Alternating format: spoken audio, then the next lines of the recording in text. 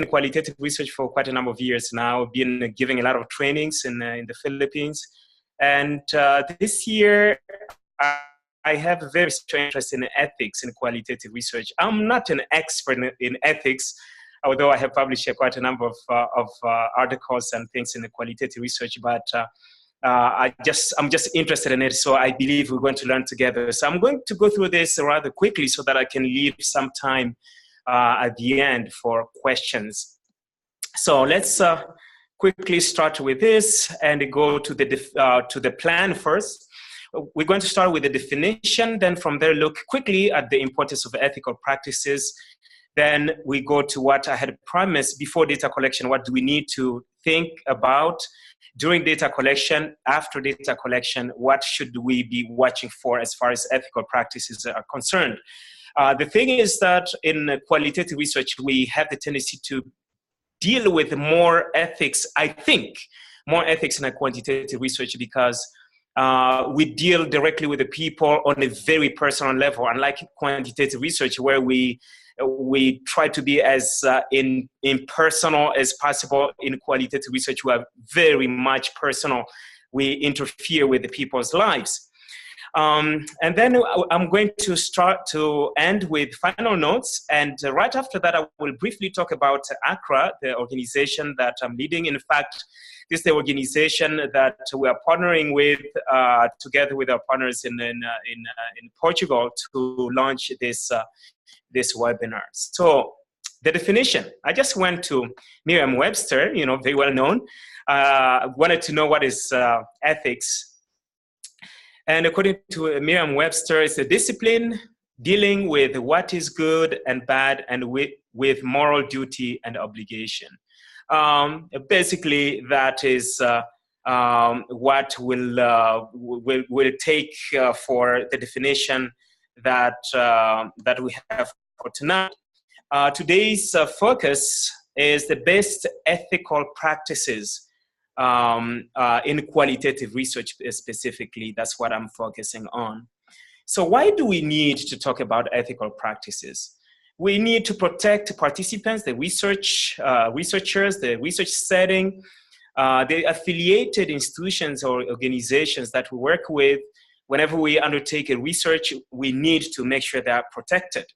We need to talk about harm and risk. These are the things that we see in all the research, but we're going to zero in on some specific things that make this more particular in qualitative research.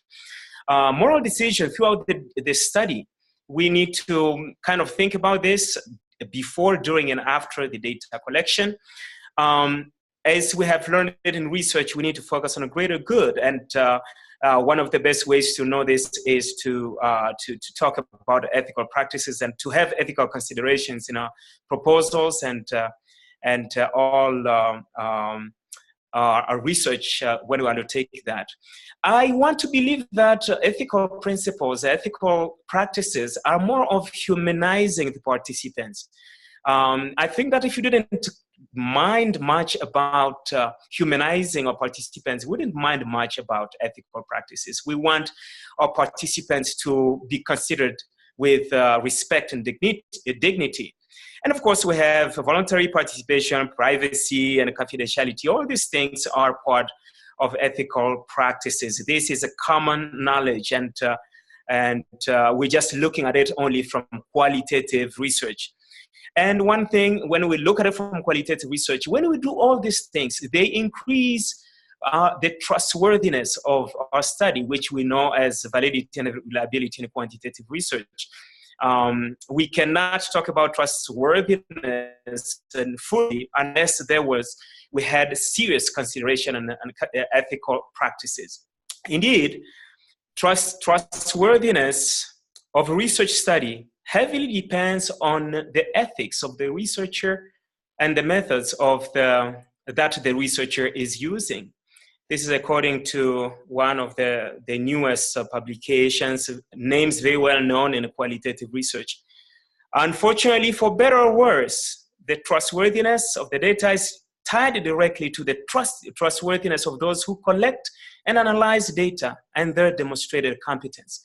So It is true that we can use the methodology, we can use all the methods that we have learned about qualitative research, but if we are not trustworthy, if we don't have the integrity, we are not truthful, we will, even if everything else was done properly, we will not present a trustworthy study. Basically, that's what Patton is saying here. Patton is also another one who has published a lot.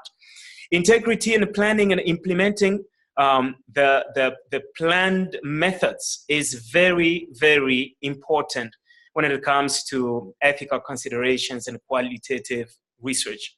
So let's look at the data before we collect data. What should we have in mind? The first component that I personally think is the most important element before even the informed consent form and all these other things is the researcher's positioning or researcher's reflexivity. This is a concept that we, all of you who are in qualitative research, you know very well.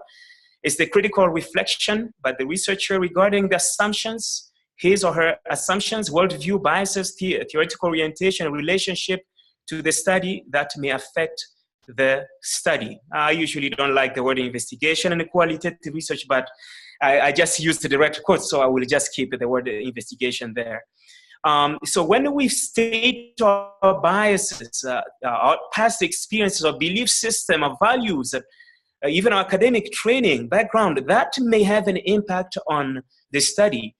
This is what we call researchers' positioning. And I believe it plays a very important role in the ethical standards of qualitative research. Why? Because you get to look at yourself critically. What are some of the things you bring into the study that may affect the research?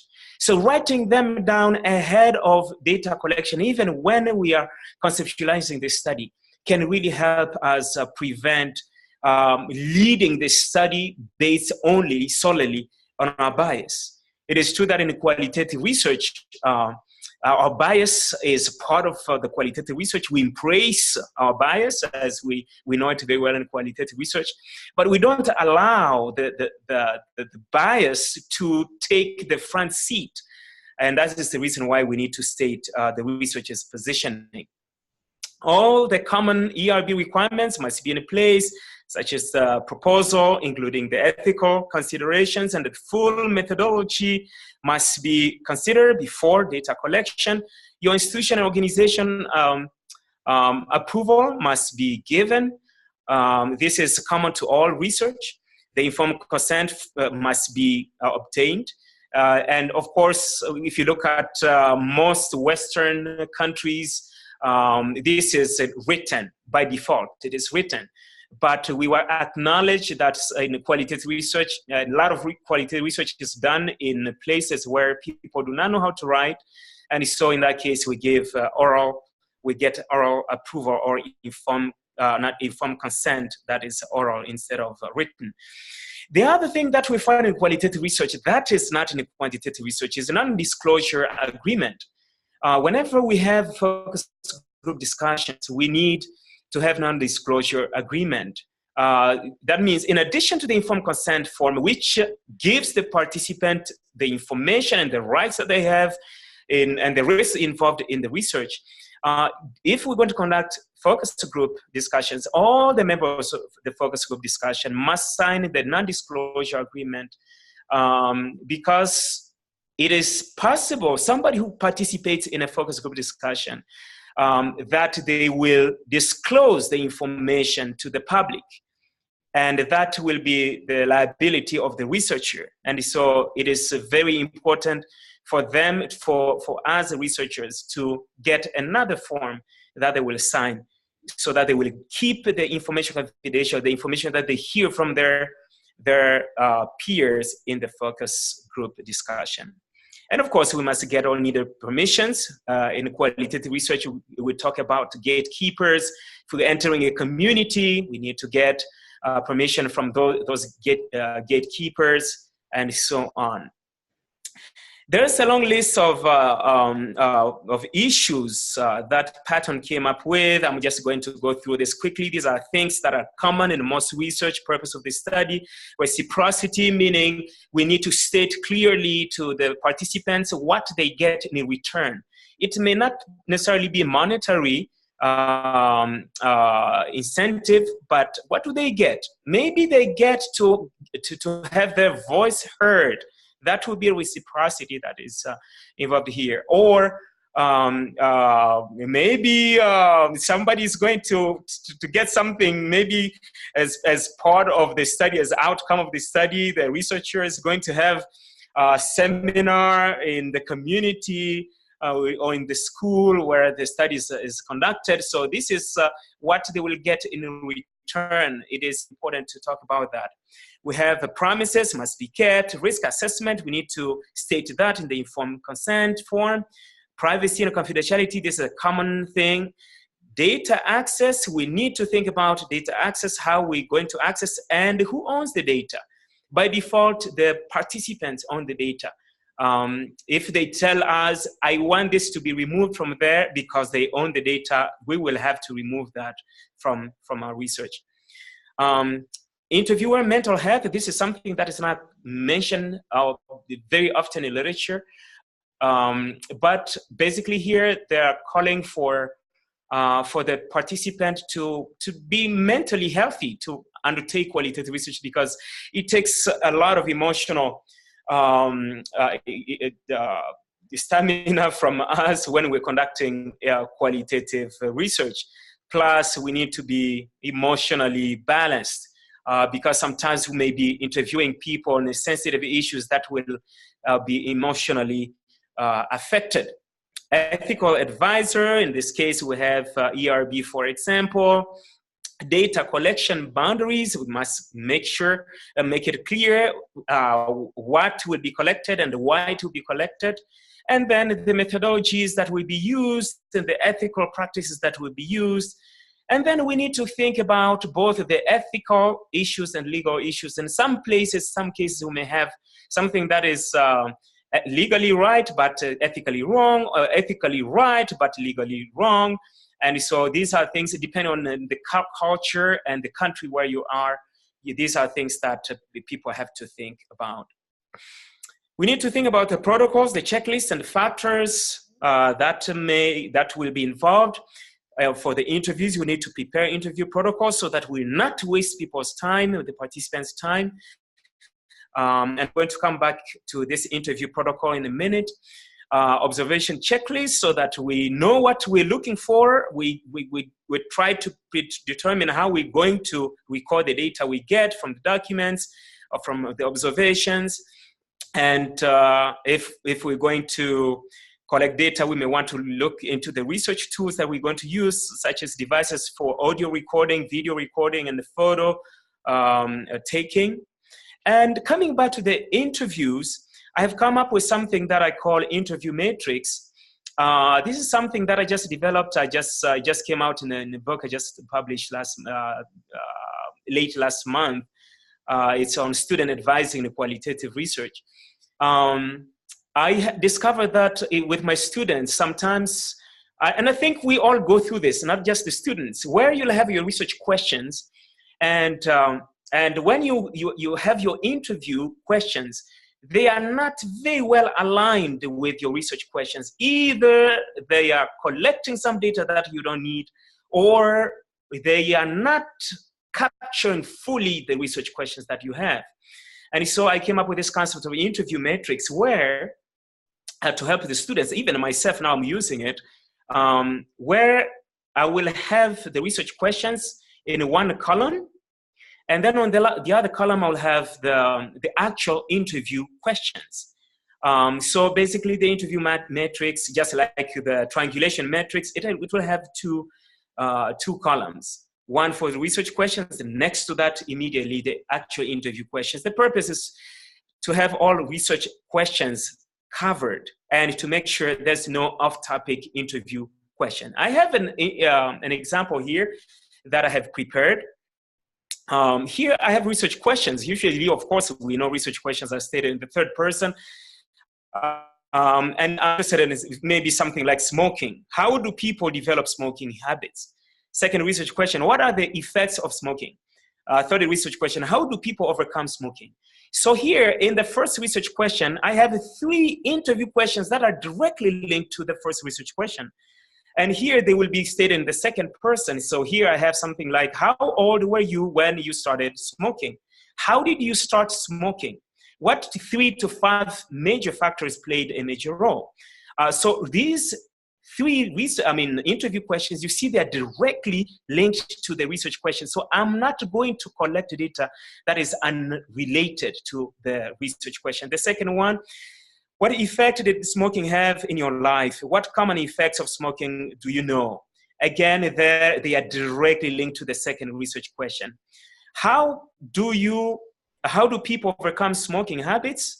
That one I put as a third research question. I have 3 interview questions. What made you decide to stop smoking? What helped you in that process? What other ways have you heard about for quitting smoking? So again, you see they're directly linked to that research question. So with this, anyone, before we start collecting the data, if we are doing the validation of our instrument, we can send it to anyone. Anybody can read this and they can quickly tell if these are related to the research questions. And if they need to be revised, it's so clear right there. And again, that is to me part of the ethical practices, not to ask questions that have no sense for the study. During the data collection, we need to follow all the planned ethical practices and all the required policies, guidelines, and codes. You know, what I have discovered, at least with the students, they have a beautiful, beautiful proposal because they want to make sure it is approved before data collection. And when the data collection takes place, they forget about what they had actually planned to do. So we need to make sure we follow up on what we had planned. Trey came up with 2 other concepts that I have not found in a lot of literature. Abide by universal, situational, and relational ethics. The universal one is what we find in most informed consent form. So that's the common practice that we all have in all kinds of research. But he talks about the situational ethics, that for every single setting, you'll have some ethical practices that are acceptable in that setting, and you need to abide by that. And I'm looking at this, for example, me currently working in the Philippines. I've conducted studies with indigenous people in the Philippines. You know, I don't know much about their culture. And to collect data there, I need to really understand the dynamics and what is acceptable and what is not acceptable. What I have read from the literature, and most of the literature I have read has been from the US, may not perfectly fit for an indigenous village in the Philippines.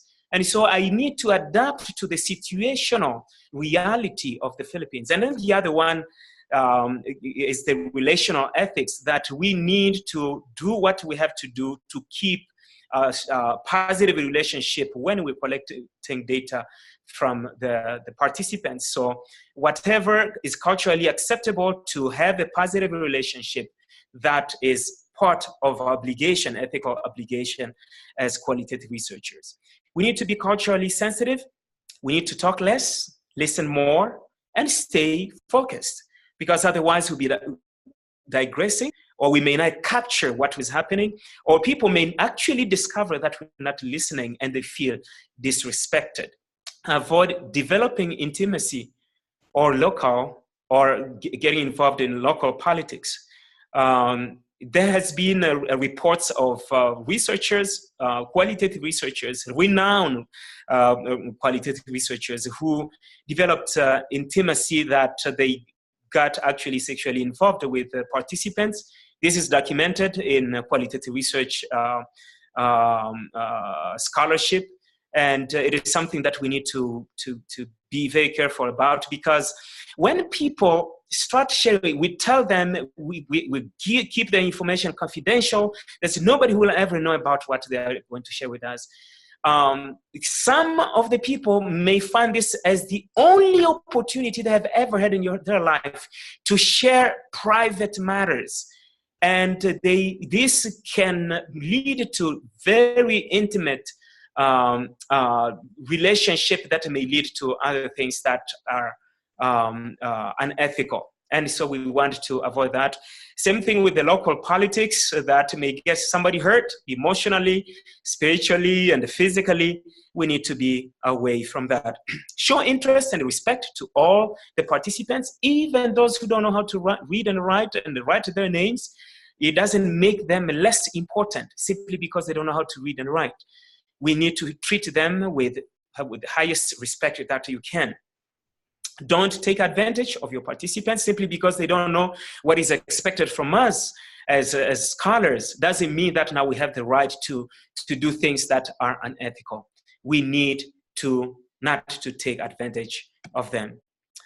Qualitative researchers are guests in the private spaces of their participants. So they are expected to abide by the strictest ethics, because we are invading people's private places.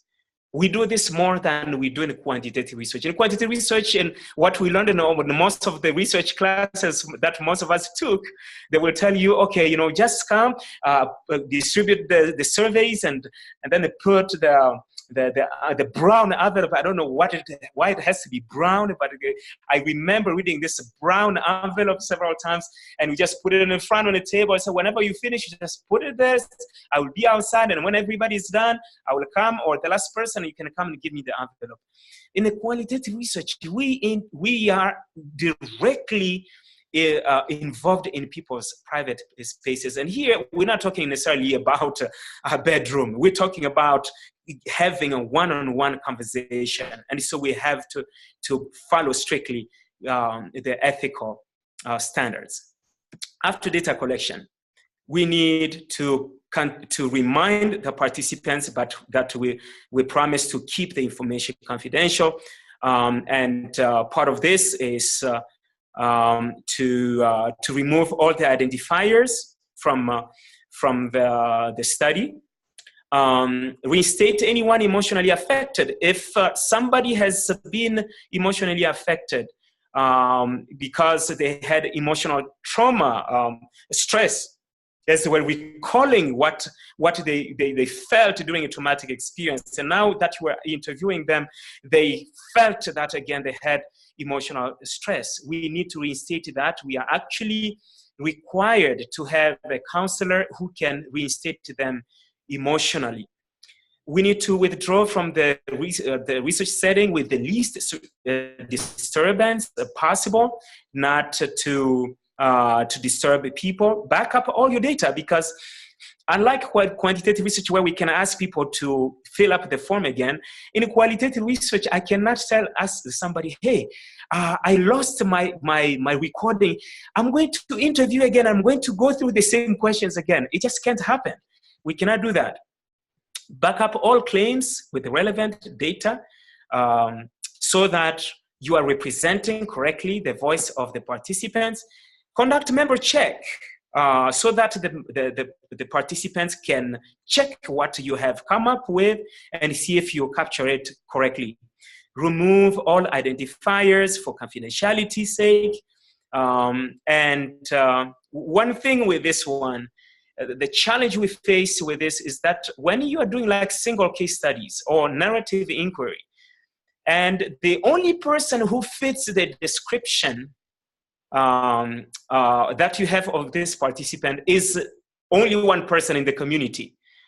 We may remove the name and everything, but from what people are reading, they will still know. They will still know the person. They will still guess who the person is. So this is a challenge, as I was reading in the literature, that people don't know what to do at this time. It is true that people who are not from the community, of course, they will not know, but people who are from the community will have the tendency to know exactly who you're talking about.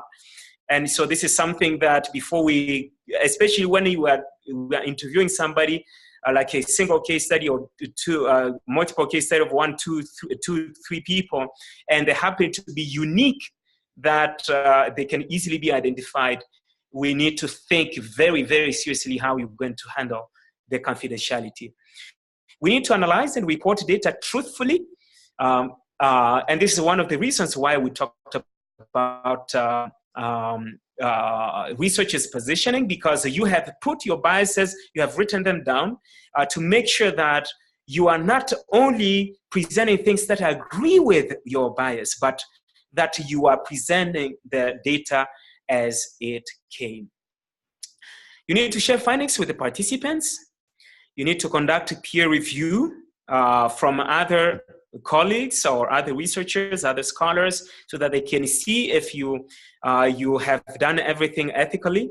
You need to devise practical intervention plans when possible. This is not required. Maybe you have found that as part of collecting your data, people need workshop or seminars, or you need something for community organization, or maybe you want to start a scholarship. I remember, for example, the executive secretary of Accra, our organization, conducted a photo voice study just a few years ago. It was published in, I think, 2016, either 2015 or 2016. And she was interviewing teen mothers. She wanted to understand the lived experiences of teen mothers who are single mothers.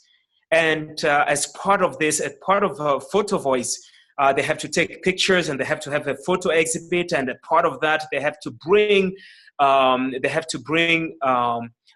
people from the community, policymakers, to watch the presentation.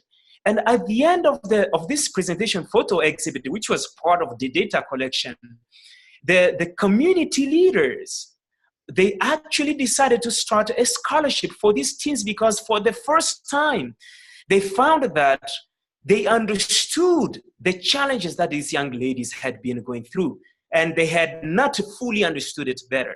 And so as a result of the study, a scholarship started. And so something like this can start. The other thing would be like a publication through informal publication. You have discovered as part of your research that there is a lot of oppression happening in a community, maybe illegal things and so on.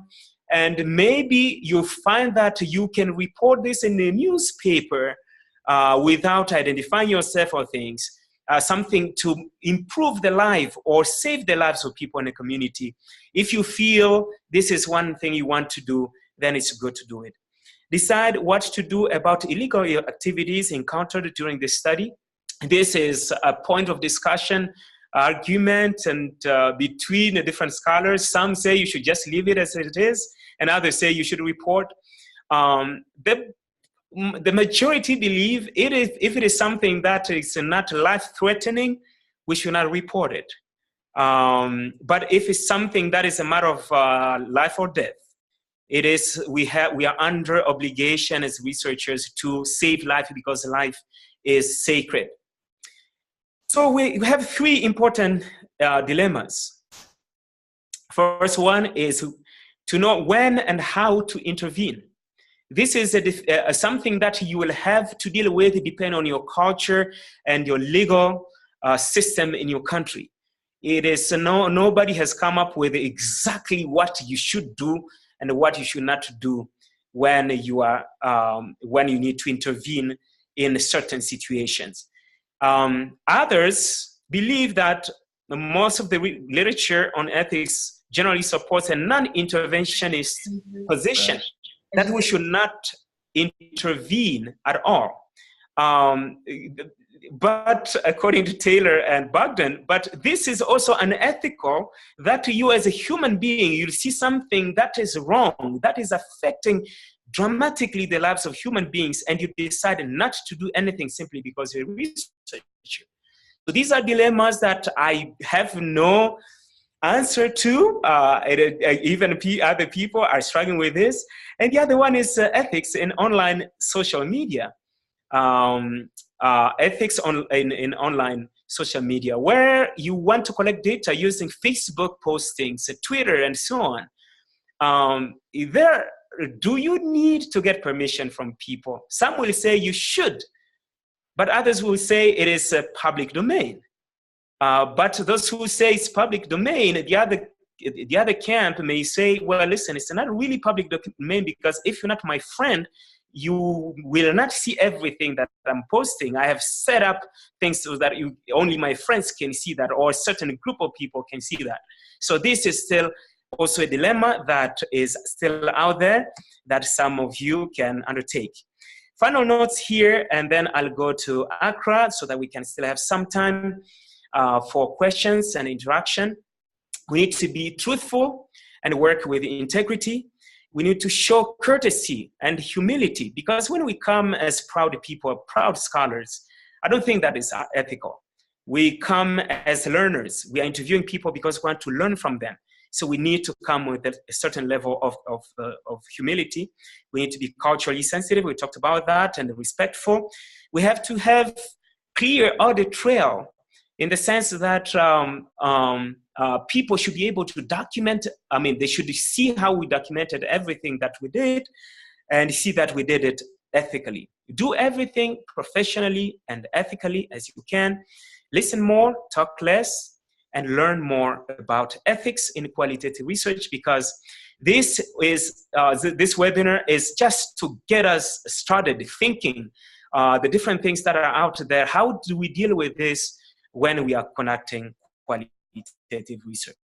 As I end, I just want to introduce to you this organization. It's called Asian Qualitative Research Association. I happen to be the founding president. We started this 3 years and 2 months ago, in 2015. It is based in the Philippines. You can see the website there, myacra.org. You can go there and find more information. The vision is to be the leading qualitative research association in Asia and beyond, in order to promote qualitative research and develop qualitative research scholars. And we have been doing this a lot over the last 3 years. This is how we have been doing it, to set high standards of professional and ethical qualitative research. Basically, in our conference that we're running, and we have one coming up in April, I'll be talking about that in a minute, we provide actually mentors, and we have been having seminars and workshops to really grow qualitative research, starting in the Philippines, but now we have some invitations coming from neighboring countries like Indonesia and others, and to continually develop research skills of ACRA members through seminars, workshops, and conferences. All the conferences that we have, we try to get a lot of experts to come and speak, and we have now a growing number of qualitative research. I remember the first time we had a conference was 2016, the very first one. The studies were pretty shaky. I mean, there were still a number of them that had so much quantitative research, and it was really rough. But over the 3 years, we have seen a big improvement. We are not perfect yet, but we have seen a big improvement on what people are doing there. And we are seeing more and more people coming from outside to attend the conference. We provide research grants for the members to conduct qualitative research studies. The good thing that we have is that being a developing country now, they don't really need a whole lot of money to conduct a qualitative study. Right now, we're sending out again the call for proposals. I think next week. It's $200 per proposal, but in the Philippines or any developing country, that is money that should be enough to conduct a simple study. Just to encourage people to conduct research. To provide a platform for interaction for faculty and students, so we have a Facebook group where a lot of interaction is happening. I'm going to share that with you. In fact, Professor Sonia is already there, and she knows exactly what is happening there, and I invite the rest of you to join. And the good thing with what is there is that anyone can post some resource there or a question on qualitative research, and we take care of that. And people, because now we have members from many different, several different continents now. So we get people's input from all over. Before, when I started in 2016, I was mainly the only one answering questions. But now, by the time I get there, people have already addressed the questions. So it makes it a lot of peer mentoring has happened.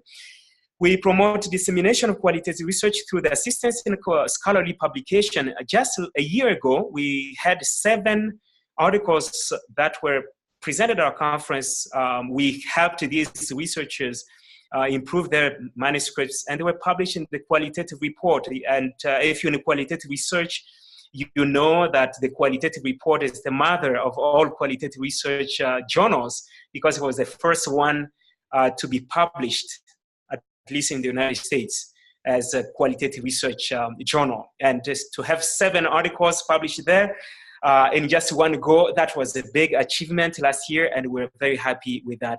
The other thing that we do, we have what we call Accra Hearts Award, and we'll be sending also the call for proposals for this. We will recognize researchers who have been doing big things in their communities. They may have, some have had like literacy programs and things. There were some who submitted something that dealt with planting trees against climate change.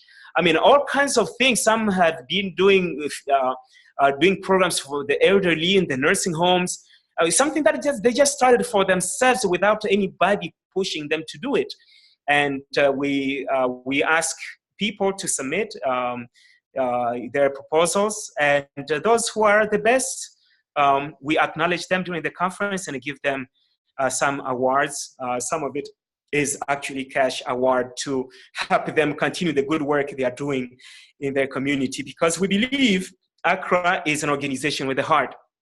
We have about 1,550 registered members coming from 80 plus colleges and universities from right now, a little bit more than 25 countries. The membership fee is $15 yearly, really the cheapest you can ever find anywhere in the world, or just pay the lifetime membership for $150, and that covers the whole life.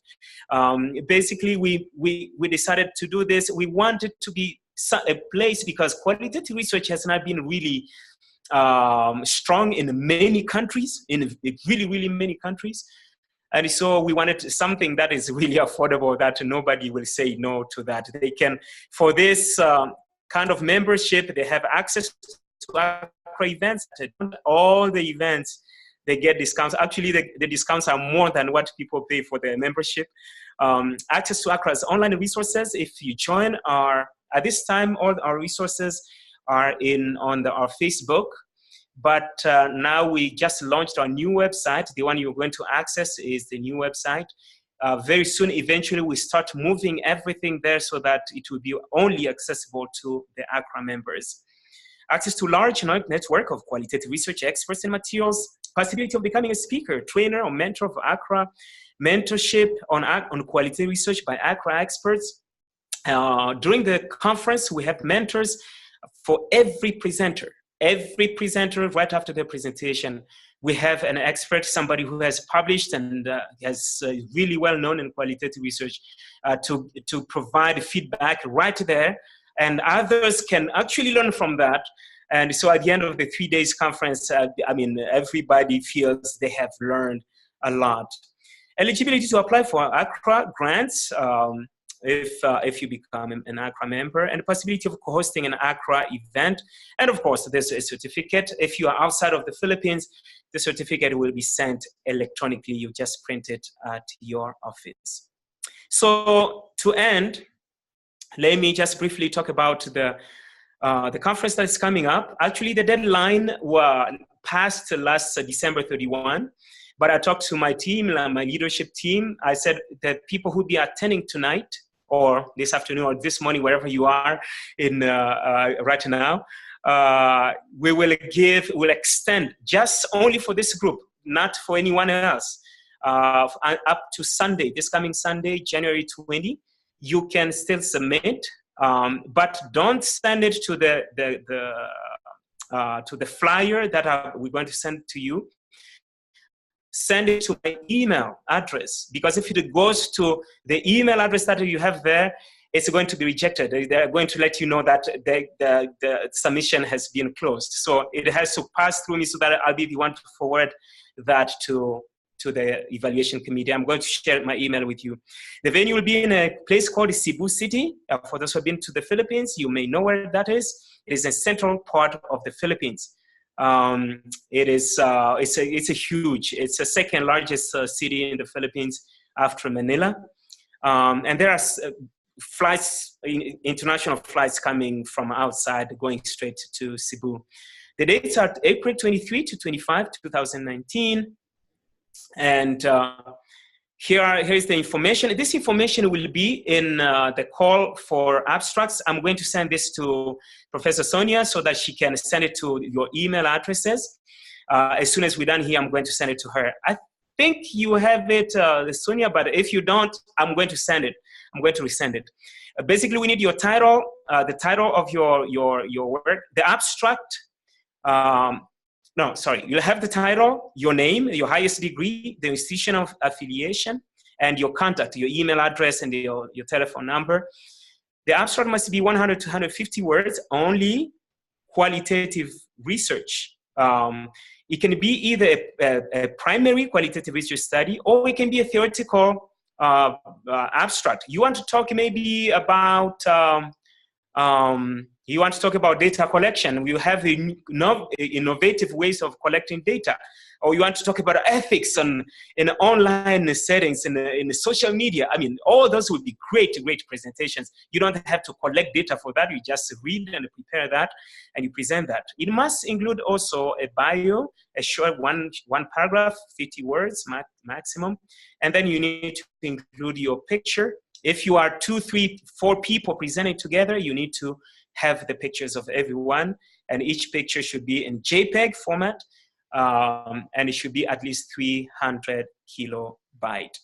The theme is ethics in qualitative research. Basically, we're going to expand on what I've talked about today.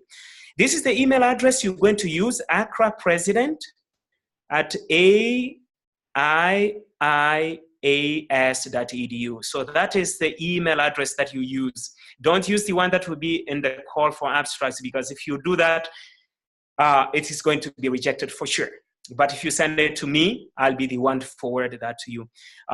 Do this by Sunday, and we'll make sure that it is put together with the rest. The outcome of the evaluation, the peer review, will take place last week of this month and first week of February. So that is the timeline that we're looking at. If you have not heard from us, the outcome of your abstract by I would say February 5, please contact us. It means something is not right. Thank you so much for your attention. We have 15 minutes for questions and comments, suggestions, recommendations, and we'll hopefully continue learning from this in the weeks and months to come. Thank you so much. Thank you so much, Safari, for your brilliant presentation and for all the valuable information that you have shared with us.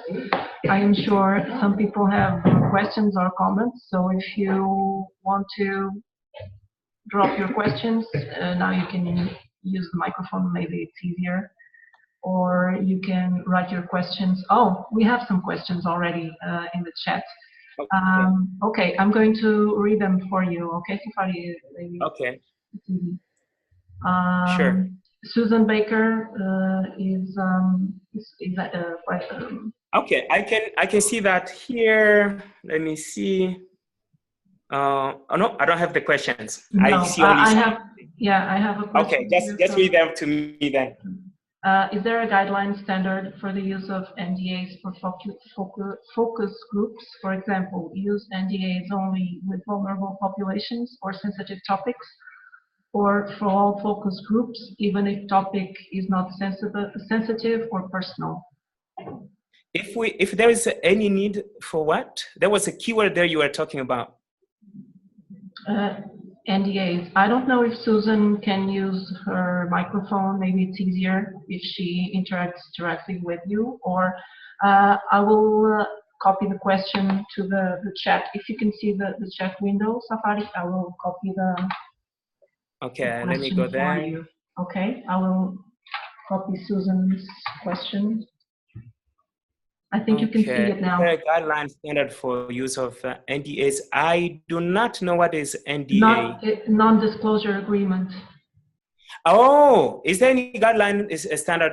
I have not seen one yet, but I think that if you search online, you should be able to come across a few of them. Basically, this is the most important thing you want to get in non-disclosure agreement is to let everybody know that they will have to keep all the information confidential. I don't want to feel like threatening, but I would love to have something there that, we are, whatever you reveal, you are responsible for that information. But I have not really seen, I'm sure there are some examples in some of the literature. I haven't come across one yet, though. I would suggest Dr. Susan you can actually see me tomorrow because Dr. Susan is here in the university where I am. She's the one who invited me here, actually. So we can look into this together tomorrow. I have not come across that yet. There's another question here about, I want to ask about archiving data and about ethics and reusing quality. Oh, yes. Yes. Only reusing qualitative data on the archiving, for example, first of all. Most universities, I will talk from the US because that's where I got my training. Most of the ethics experts will tell you we should keep it. Some will say up to 3 years and then discard it. Others will say up to 5 years and discard it. It's not, it depends usually on the university. The university sets the standard for that. But for the reuse of qualitative research, this is another dilemma that is going on. I'm preparing right now a manuscript and an article for practical ways of conducting meta-narrative, which is a meta-analysis of qualitative research studies. And this issue came up that participants give permission to collect data, but they don't give permission for secondary analysis. And so some are saying, no, we don't really have the permission to reuse qualitative data if it was collected by somebody else. And some have gone up to push that whenever we ask for informed consent from now on, we need to also request permission from them that it can be reused by other people as long as it's kept confidential. And so this is still a discussion, big discussion in the field. Let's go to another one. I have one question. What if a participant asks you to use his or her original name? Yes. In some cases, some people will want you to use their name because it's part of empowering them. So if somebody does that, please use their name. That is part of the ethical practices. By default, we should not use that. But if by using the name, we are empowering them, we should then do that. There is another case just to expand on this question. By default, we should not include the names of the institutions, organizations, or the community where we're conducting the study. It's part of the confidentiality. But if we're doing, for example, appreciative inquiry to show the best practices that will make this community, this organization shine, which gives a positive marketing for that institution or organization, then it is good for us to ask them if they want us to use their actual name because it will bring good. Just remember that one of the things I talked about earlier, we need to focus on greater good. The next one comes from Daniel. About the interview matrix that you suggested, the research questions are similar to the notes or the themes in thematic analysis, for example, isn't it? Also, the interview matrix is not related to any model of qualitative analysis. It's not about qualitative data analysis. It's about preparing the interview questions and making sure that they are in line with the research questions. And as I mentioned that some, especially novice qualitative researchers, it happens even to us, experienced qualitative researchers, we have research questions, but there's a disconnect. There's a disconnect because we write the interview questions separately without actually looking at the research question, because we know already the topic that we are looking into. So to make sure there's no disconnect, that's why we have the interview matrix. Another question comes from Susanasa. In the focus group, how should one apply for the permission in general terms? Not sure I get this. Assuming that you are asking how do we get the permission for people to become members of the focus group? It's you just write a letter. You just write a letter to each one of them and say, well, I'm inviting you to take part in my focus group. And if the person agrees, and that's it. Another one comes from Juan Leiva, who's asked, if I use the original name, should I make this clear in the informed consent? Something like, in case the participant wants to use his name, I think you may do that. If you think that a lot of good things are coming up, I think this won't hurt at all. You can even put this anywhere. So, well, if you really want your name to appear, because we always have a statement that says, I'm going to keep your information confidential and the data anonymous. And so you can just add a sentence there. If you want your name to appear, please feel free to let me know during the interview or something like that. I think that's perfectly fine, normal. But I wouldn't go to that unless I know. If I'm doing appreciative inquiry, I think I would have the tendency to ask this because I'm focused primarily on the best practices. Yvonne asked, focus group, could the non-disclosure agreement and informed consent be in a single document? Yes. If the members of your focus group will also be part, yeah, definitely. They can be together. When you're recruiting the person for focus group, on one page you may have the informed consent, and the next one you have the non-disclosure. No problem about that. Let's see. I don't see any other question at this time. Okay, I see IT department at the AUA. In most cases, the members of the focus group are the initial interviewee. What is important is for the focus group to keep what each member says confidential as well. It is true they have to keep everybody's information confidential, but the focus group is not necessarily always the first one. You may actually start with individual interviews and then have the focus group after that. So it depends on what you are trying to do.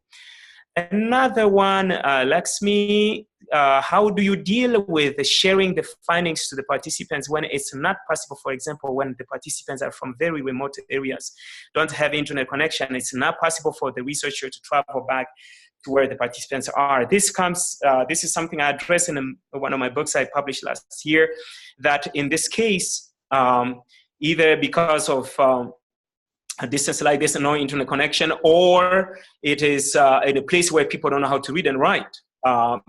For member check, if you really want to be technical, and we prefer that you should be technical with this, is for you to actually go there and just capture the major highlight, and say, this is what I have learned over the last week or two that I've been with you. These are the 5 or 10 lessons that I learned from you, and just share that verbally with them. Did I miss something, or did I get something wrong?